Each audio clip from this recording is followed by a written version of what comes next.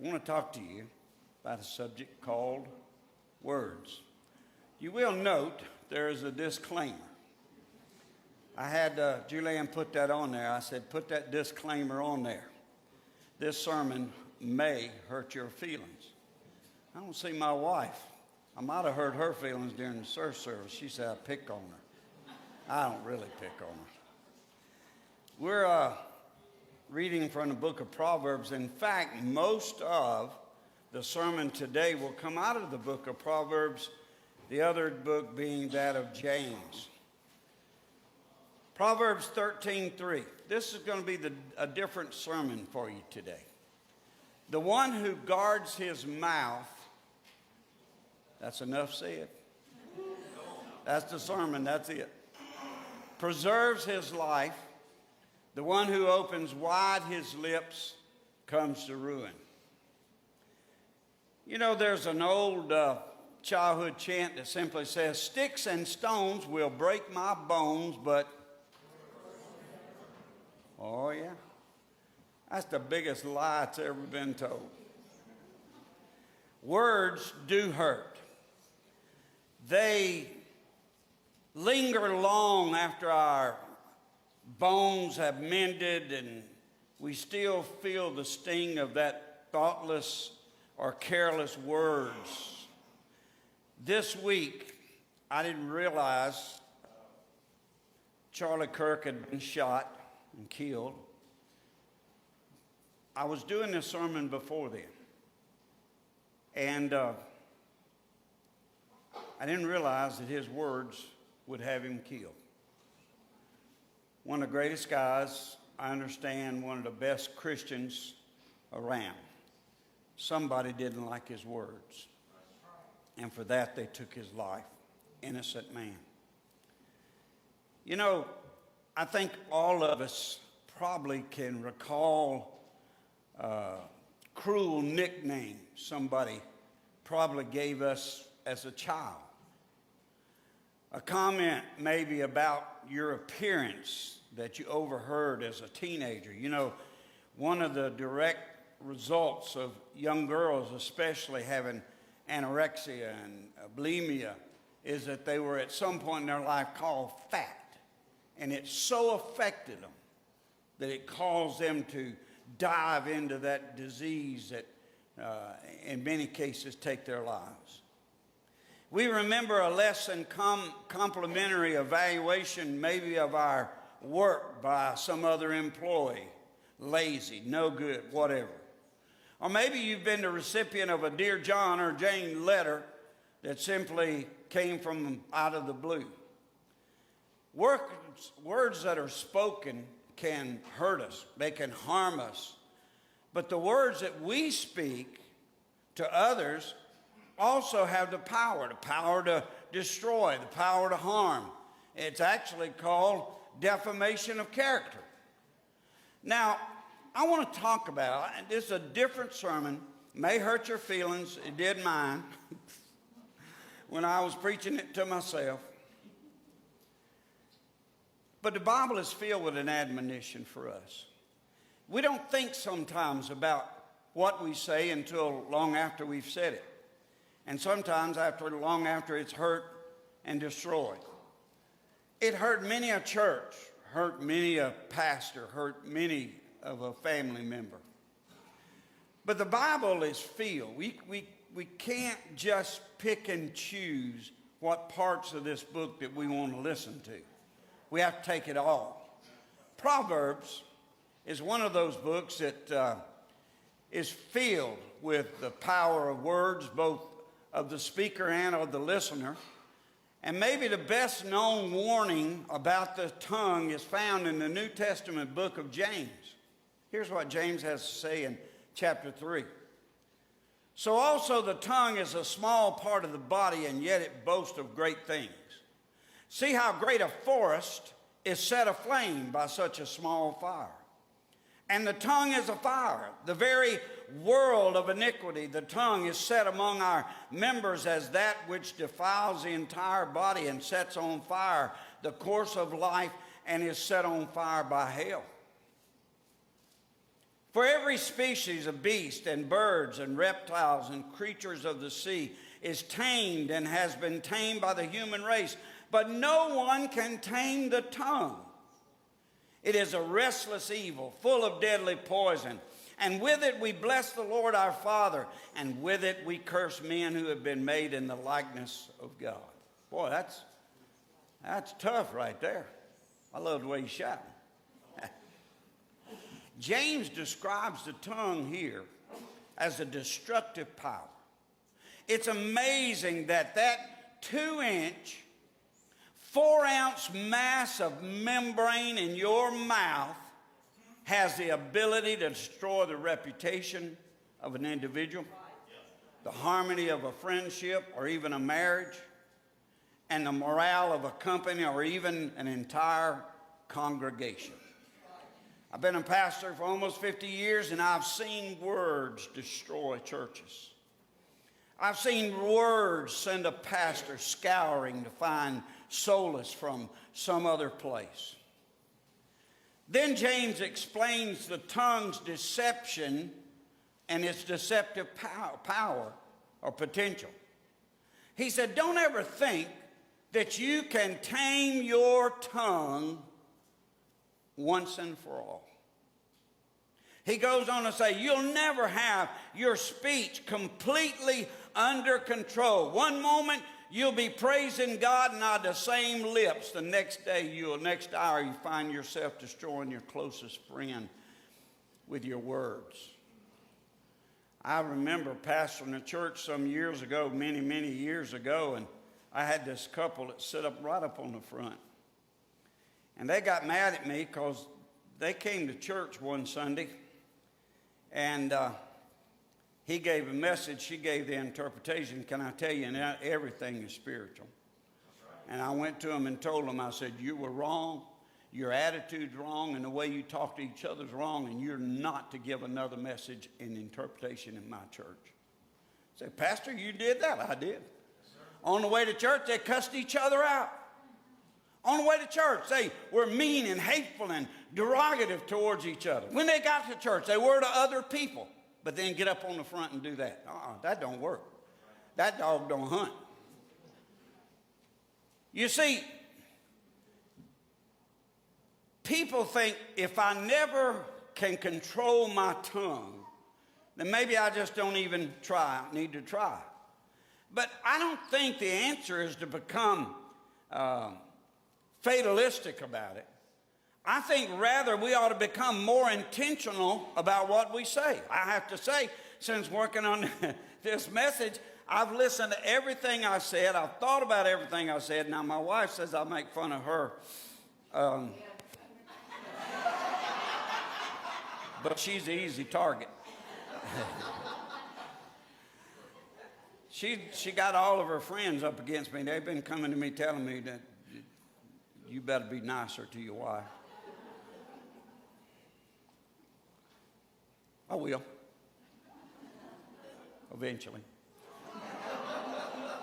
Y'all know we kidding, right? Donnie said he'd rather ride with me and Mama T on a trip than anybody he knows of because we bicker back and forth.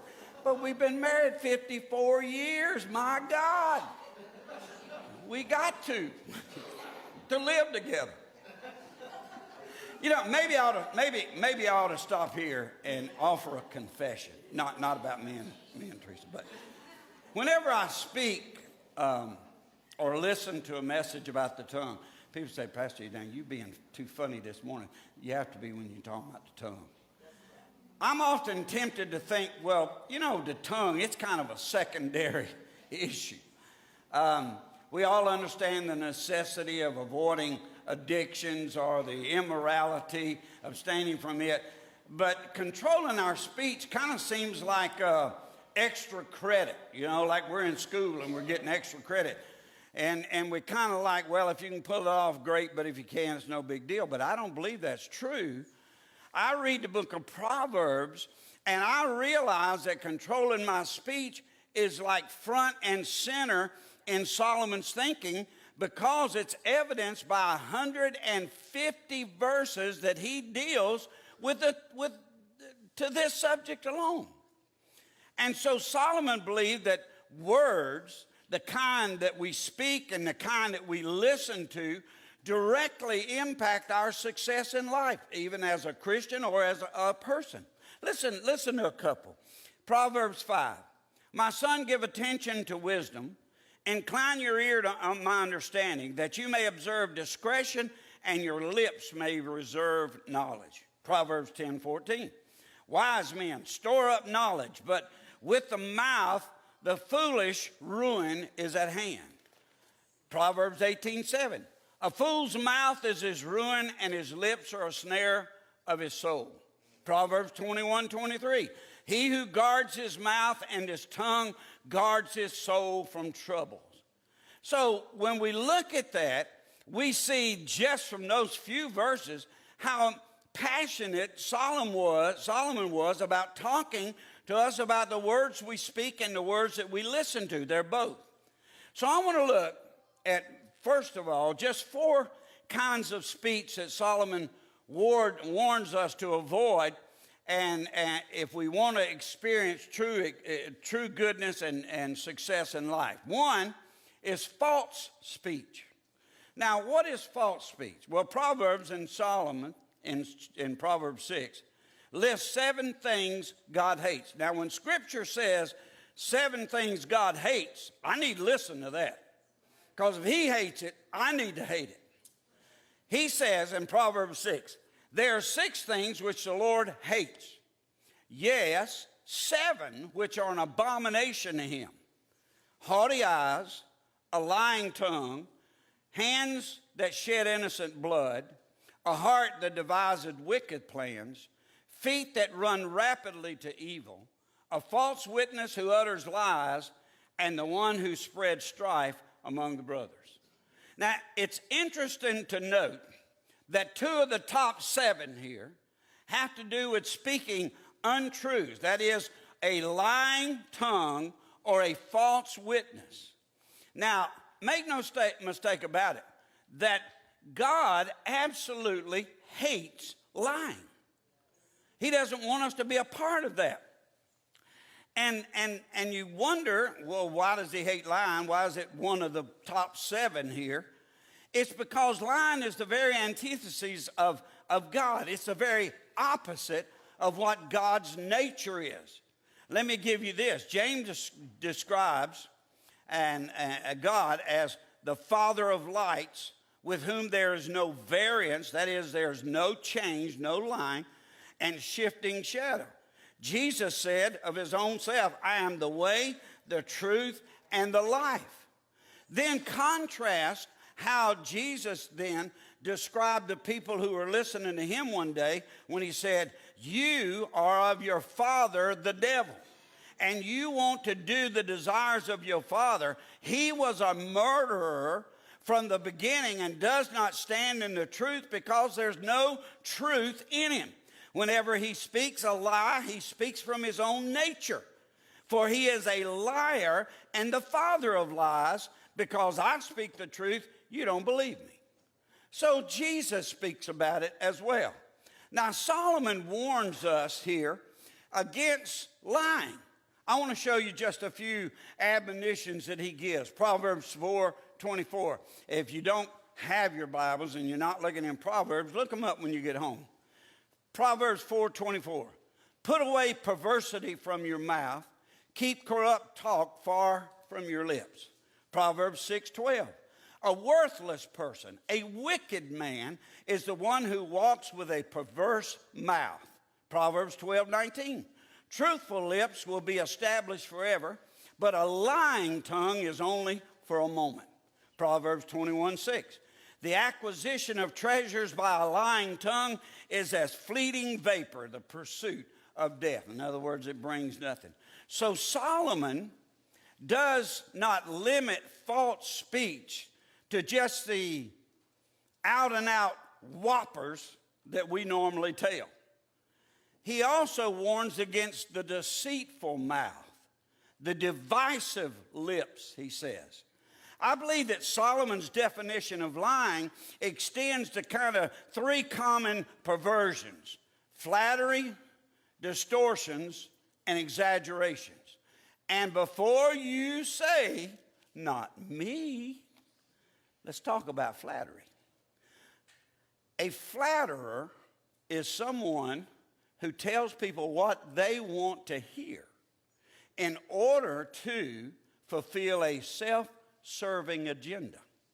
You can say to a woman, your beauty can stop time. Or you can say, your face would stop an 8-day clock. Just how you want to say it, how you want to do it. The flatterer, he doesn't have any really genuine concern for the object of his praise, but actually shows a kind of contempt for them, by that person, by his manipulation. Let me say what they want to hear, so they'll in turn do what I want them to do, or be what I want them to be, or whatever. The person manipulates them. So Solomon has this to say in Proverbs 26:28. A lying tongue hates those it crushes. The lying tongue hates them. You might be telling them they're beautiful, but if it's a lie, you're trying to crush them. And a flattering mouth works ruin. Proverbs 29:5. A man who flatters his neighbor is spreading a net for his steps, laying a trap for him. Secondly, then, I believe Solomon's talking about distortions. Preachers call distortions evangelically speaking. How do you mean that, Pastor? Well, you ask some pastors, how many did you have Sunday? Well, I had 400. His church won't seat but 200. They evangelistically speak. I can't do that. Mama T keeps a count. So every Sunday she tells me what we have. So I said, what did we have last Sunday? She said, 300 and, how much? 306. Dang, I was saying 16. She said 306. I said, well, you probably missed something. It's more like 310. She said, no, it's 306. I said, come on, Teresa. Surely you can get everybody out. It's 306. Well, I want to tell people 316. No, that's not true. 306. Can't lie with her at all. But I heard preachers do that. I've had preachers that it'd take God, the FBI, and the CIA to find out how many people actually came to their church. And they call it evangelically speaking. Now, Solomon warns against perverse, he says, speech. He says, better is a poor man who walks in his integrity than he who is perverse in his speech and is a fool. Now, he's not referring necessarily to the person who tells dirty jokes. Now, you ought not tell dirty jokes anyway, but he's not talking so much about that. Because the word translated perverse refers to words that are distorted or twisted. Perverse or distorted speech is telling the truth, but doing it in a way that it's intended to deceive its listeners. I'm running around 500. Well, you're probably running hard because there ain't 500 going to fit in this church. You'd have to be running the neighborhood. So that's, I guess, maybe. I love what Will Rogers said about golf. He said golf has made liars out of many men more than anything else in the world. Maybe true. Thirdly, he talks about exaggerations. Now, everyone, I think, at some point probably has been tempted to embellish, that's a good word for lying, embellish a story to give it a little more oomph. You say, not me. I already hear you saying that. Not me.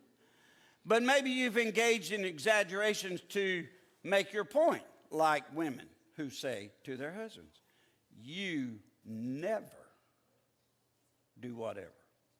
Now, you know that's not true. They might do it once a month, whether they need to or not. But they say, you never. Or the husband says to the wife, you always, you notice that word, always, never, you always do this or do that. The problem lies, with distortions, with exaggerations, is that they eventually they expose the liar. Some years ago, many years ago, my son, who's 52, was then, I learned that from the first service, he's 52. Teresa told me. He was a young boy. He was still in high school, and we were playing a really tough golf course, and we joined. There was an older man out there who knew me, and he said, y'all come and play with me. So we were playing a long par 5, and for you non-golfers, it takes 5 strokes normally to get it in the hole. You're lucky sometimes to get that. So this man teed off, hit a little short dribbly drive down there, Keith, like I do sometimes. Hit his second shot, and it flew out of bounds. He dropped another one, hit what should have been his third shot, let's say 1 and 2 out and 3 back in, and hit his 4th shot. He went in the sand trap, and he proceeded to take 3 or 4 shots out of the sand trap. Finally got out, had about a 40-foot putt, Robert. And so he puts it about halfway, and he walks over there and picks it up and says, that's a gimme. Walks off. I said, Chris came over to me and he said, Daddy, what did he have? I said, well, it just so happens I've had a lot of time to count. So I said, I think he had about a 10 or 11. He said, really? I said, yeah. I said, but do this. Don't say anything. Just walk by his cart, look at the score he writes down. So Chris kind of eased by his cart and looked in on the scorecard. His mouth went. He come walking on the mirror. He said, Daddy, you know what he wrote down? I don't want to cause the old man to have a heart attack. What did he write down? He said, a bogey. That's like 1 over par, like 6. He said, he wrote down a bogey. I said, well, son, only thing that'll get you is in trouble when you have to really count your strokes. So later that month, they had a little tournament out there, and that man played in that tournament. And I heard the next day that he withdrew after taking a 12 on a par 5 and not wanting anybody to see his final score, so he withdrew and quit. Be sure your sins will find you out. Amen? So that's kind of what Solomon is talking about here. He's talking about exaggerations. He's talking about trying to be something you're not, trying to imply a certain thing by what you say. You see, that will get you in the end. And then he mentions divisive speech. Another type of speech that Solomon condemns here are words that lead to division among people. Specifically, he wars against 2 things, gossip and slander. By the way, they're first cousins. Proverbs 16:28, a perverse man spreads strife, and a slanderer separates intimate friends. Proverbs 18:8, the words of a whisperer are like dainty morsels, and they go down into the innermost parts of the body. Proverbs 20:19, he who goes about as a slanderer reveals secrets, therefore do not associate with a gossip. So he talks specifically about gossip. Gossip involves a communication and usually starts out with a kind of a preamble that says, now I know I shouldn't tell you this. If you know it, don't do it. Or promise you won't quote me. Well, I can guarantee you they're going to quote you. So usually they start out that way. So Solomon points out 2 problems with gossip. What are they? Number 1, gossip robs you of valuable time. What do you mean by that? Well, look at the relationship between Proverbs 18:8 and 18:9. Proverbs 18:8 says, the words of a whisperer are like dainty morsels, and they go down into the innermost parts of the body. Verse 9 follows it up with, he who is slack in his work is a brother to him who destroys. In other words, if he's gossiping, probably not doing his work, not doing what he should be. I I'm not telling you what to do. I'm just telling you, 3 or 4 years ago, I decided that I was getting off of Facebook. I was getting off Facebook because I was spending too much time on it. I was reading stuff. I started out just making sure all of you were good. But then everybody gets gossiping on that thing. So I finally said, it's just causing way too much, taking too much of my time, and I got off of it. If you want to stay on it, that's between you and God. That's between you and your conscience. But for me, I had a lot of other things I needed to do. Now, I refer back to the first slide. This sermon may hurt your feelings. Secondly, gossip backfires usually on the gossiper. Can I tell you that if they gossip to you, they will gossip about you? I don't believe I'm wrong in saying that. And then he talks about slander. If I hadn't hurt your feelings, just hang on, I'll get there. Slander, as I mentioned, is gossip's first cousin. While gossip involves secret communication, slander involves character assassination. That's where they attack who you are. Slander comes from a word that means to speak out against. The slanderer normally appoints himself as judge and executioner of all the other party's reputation. Listen to what James has to say about him. Do not speak against one another, brethren. And he's talking, when he says brethren, to Christians. Do not speak against one another, brethren. He who speaks against a brother or judges his brother speaks against the law and judges the law. But if you judge the law, you are not a doer of the law, but a judge of it. There is only one lawgiver and judge, the one who is able to save and destroy. But who are you who judge your neighbor? In other words, we like to judge what other people do. And we base it off what we think. But he says you don't have the right to do that. Boy, y'all sure are quiet. Y'all never heard a sermon like this, have you?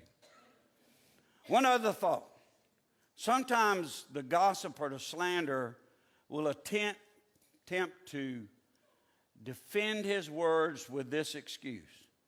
Well, it's true. It might be, but not everything that's true needs to be spoken.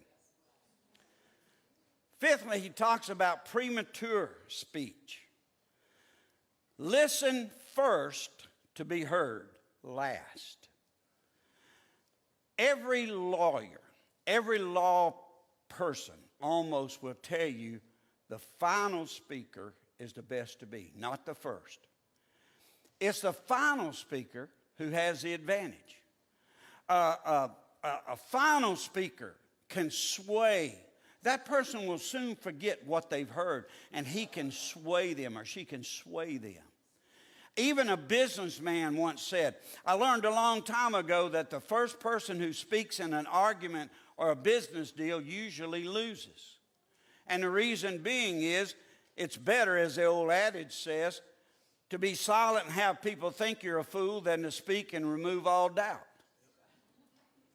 Proverbs 18:17. The first to plead his case seems right until another comes and examines him. Proverbs 25:8. Do not go out hastily to argue your case, otherwise what you do in the end when your neighbor comes and humiliates you. So you have to kind of remember here to know all of the facts and then probably be quiet. Proverbs 18:13. He who gives an answer before he hears is folly and shame to him. Number 6, and I'm hurrying through. Unnecessary speech. There's an interesting fact that you can kind of file away from for the future. Did you know that the average person speaks between 10,000 and 20,000 words every day? That's with the exception of my wife and her dearly departed sister. This is where she's going to get me later on today. She not only talks fast, but long. Somebody said, how do you understand her? I said, I have 50 years listening to her. I've learned to interpret. When we think of people like Abraham Lincoln, we think of a master orator.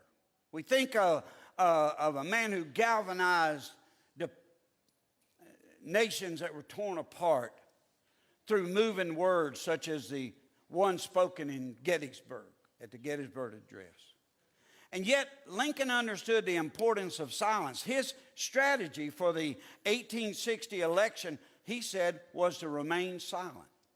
Because he reasoned, the less he spoke, the less likely he was to alienate people. He went on to observe that same principle in his office as he was there.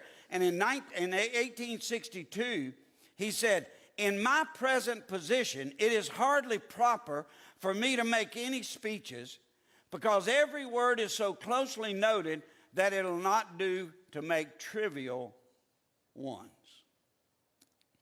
Solomon also understood the wisdom of silence. Example of that was that he noticed that the longer a conversation went on, the more likely you are to engage in gossip and slander. So if you stay on a subject too long, you're in trouble. I'll just leave it there. Sometimes as you grope for subject matter in a conversation, the more you start moving towards the forbidden zones of gossip and slander. That's one of the reasons Solomon advised against long conversations. I eat breakfast with a group of guys most every morning, and there'll be between 8 and 10 of us. I'm telling you, I believe that's the lyingest bunch I know. And if not the lyingest, certainly the exaggerationist bunch I've ever known. And it don't lie. If the conversation goes long, the things get deeper. I told him one day, I said, y'all lie and going to hell. I can tell you that. I have to be careful I don't enter into it. They're good guys. I'm kidding. They'll listen to this sermon. Somebody will get me for it. Proverbs 10:19. When there are many words, transgressions is unavoidable, but he who restrains his lips is wise. Proverbs 11:12. A man of understanding keeps silent. Proverbs 13:3. The one who guards his mouth preserves his life. The one who opens wide his lips comes to ruin. I got to tell you, when I began to work on this a little bit, man, I began to examine about everything I was saying. I was trying to think every word before I spoke a word, what I was about to say, how it was going to affect who was going to hear it. I began to do that. You know, it'd be a good thing for all of us to do that. It really would be a good thing for us to learn how to govern our conversation. Now, lest you think I'm perfect, I'm not. I repented a lot during this sermon. Maybe you will too.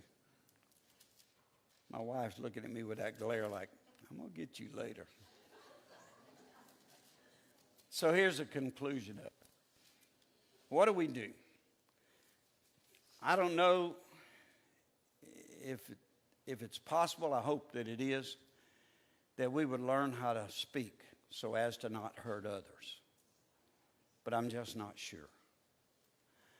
I love the story about a man who went into a shoe store to get a pair of shoes. And when he tried them on, the clerk said, so how do they fit? He said, well, they're a little bit tight. To which the clerk replied, well, pull out the tongue. So the man said, well, they feel a little tight. So I don't advise necessarily pulling your tongue out, right? But there are some less painful ways to tame our tongue. So here they are. 1, refrain from any unnecessary words. 2, refuse to criticize anyone, and I wrote these words, until you have talked with him or her personally. I wanted to go back and put a period at the end of refuse to criticize anyone, regardless of what you know about them. Regardless of even if you talk to them or don't talk to them. Just refuse to do that. Pastor, could you do that? I'm not sure, but I want to try. I really do want to try. Refuse to criticize. I've been around people like that. I've been around men who just watched and governed everything they said. It was a pleasure to be around them because you knew they weren't going to talk about you either. So refuse to criticize. I'm going to just stop it there. Anyone. Thirdly, remove all lies, exaggerations, or distortions from your speech. Somebody said if you can't say anything good about somebody, just don't say anything at all. I guess that's what Solomon's talking about. Fourthly, remind yourself of the need to purify your heart. That's the one I've been battling with ever since I began this message. Working hard to make sure that what I speak is good. Now, y'all laugh when I talk about Miss Teresa, and she sometimes gets a little upset. She said, you don't never say anything good about me. There she goes, lying again, anything, because I do say some good things about her. But she's a good cook, a good mama, good grandma, good nana, good wife, good pastor's wife. So there, I did say something good about her.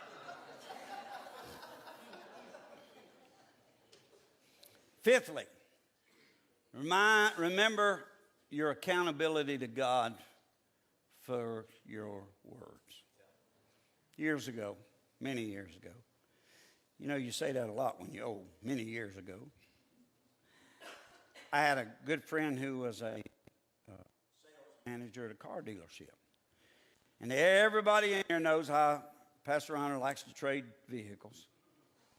Go ahead and laugh. You know it's true.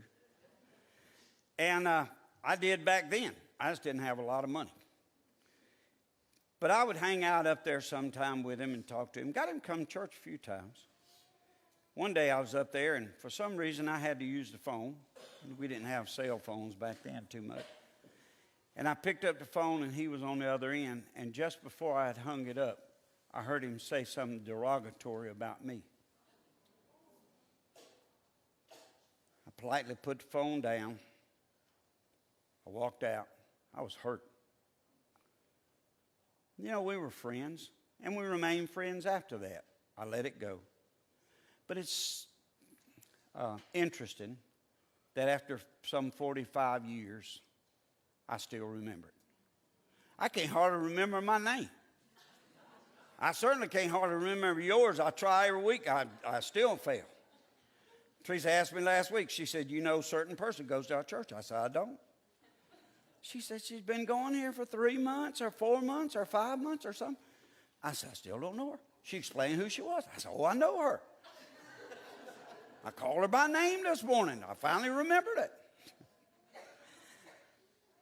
But I can still remember the pain of that words that were spoken. Man, words can hurt you. Sticks and stones may surely break your bones. A guy with a rifle may destroy a life. But words, they hurt you. Little things people say hurt you. 45 years. And I still remember the words he said. They ring in my ear. Wasn't terrible. Wasn't going to kill me. Wasn't going to kill him. At least I wasn't anyway. But it hurt. Funny. Kind of still hurts today. Words. So are they important? They were enough that Solomon wrote 150 verses about them. Enough that what you say, sometimes even in jest, hurts a person. So I know this is not a rip, snorting, shouting, running the aisles kind of thing, but it's like castor oil. It's good for you. It'll make you do better. Leave you with one verse. Matthew 12:36 and 37 says this. And I say to you that every careless word that men shall speak, they shall render account for it in the day of judgment. For by your words you shall be justified, and by your words you shall be condemned. Now, I don't pretend to understand everything that verse means, but at least this much is clear. Words that are abusive, misleading, divisive, are just simply unnecessary. Don't just drift off into space somewhere and dissolve. Instead, words are like boomerangs that one day will come back for God's careful inspections. All of a sudden, I begin to think heavily about what I'm saying. I want to know that I'm truthful, always, honest, beyond reproach. I think about the young man, Charlie Kirk, that was just killed, who was killed for being honest about his faith, honest in his words to people who listened to him or debated him. Never arrogant, never mean, always straightforward. But in this case, sticks and stones, and in this case, a gun took his life. I didn't know why God was giving me this message, especially in light of that. I didn't even know it happened when I got this. Words. You know what? I hope that this sermon does a couple of things. I hope it makes us think about what we say before we say it. And I hope that it will cause us to say things that are encouraging, uplifting, and carefully thought out before we do. I think we'll be a better congregation. We'll be a better Christian. We'll be a better representative of Christ. Well, I was just kidding, Pastor. Be careful how you kid. Father, thank you today that your word is so clear, that you don't hide anything from us, that you, like a heavenly Father that you are, teaches us who are your children how to act, how to represent the family, how to be what you want us to be. So, Lord, I am careful today to remind these people, sweet, wonderful people, and myself, to be on guard, to be careful. When talking to my mate, when talking to my children, when talking to my friends, to be careful. When talking to my enemies, be careful. When talking to my God, be careful. Lord, let me be like Solomon says, be wise. Lord, if there is anything, this is my prayer. Lord, if there's anything I've said that I need forgiveness of, I ask you to forgive me right now. If there's anything unkind, unnecessary, I pray that you'd forgive me. And if I've hurt anyone, I pray I might reconcile that. Lord Jesus, I just want to be clean before you. That's a tall order sometimes in my human life, but I need to work towards it. So I pray that you will our church. I pray that our church will become a better church. Better church full of good people that absolutely speak in the manner of God. So I thank you for that. And for that I give my heart, life, mind, spirit, mouth, and body to your service.